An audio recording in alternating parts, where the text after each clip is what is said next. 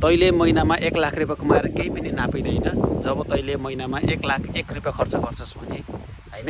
र तैँले महिनामा 1 लाख रुपियाँ कमाउनु ठुलो कुरो होइन कि महिनामा तैँले 1 लाख रुपियाँ कमाएर 1 लाख रुपियाँबाट बचाउनु ठुलो कुरो हो भनेर चाहिँ मलाई मेरो लाइफको एकजना महापुरुष, मेरो लाइफको पहिलो गुरु उहाँ चाहिँ मेरो बुवाले भन्नुभएको थियो हैन।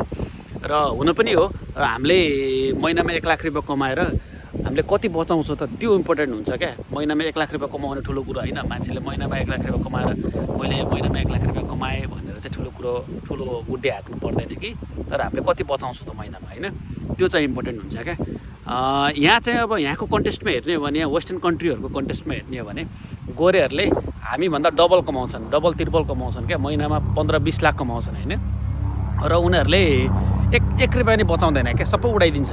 पार्टी साटी यताउति, घरमा कहिले खाना बनाउँदैन होइन। पार्टी भन्यो, यो भन्यो, ह्यान भन्यो, त्यान भन्यो होइन, सबै गरेर उडाइदिन्छ होइन महिनामा। र हामीभन्दा पनि कम पैसा सेभिङ गर्छ क्या उनीहरूले होइन। भनेपछि उनीहरूको जिन्दगी यसरी नै चलेको छ भनेपछि त्यो काम भएन नि त। आफूले कति सेभिङ गर्यो त्यो इम्पोर्टेन्ट हुन्छ क्या। त्यही भएर तपाईँहरूले महिनामा कति कमाउनुहुन्छ र तपाईँहरूले महिनामा कति सेभिङ गर्नुभयो त्यो चाहिँ कमेन्ट बक्समा लेख्नु है त।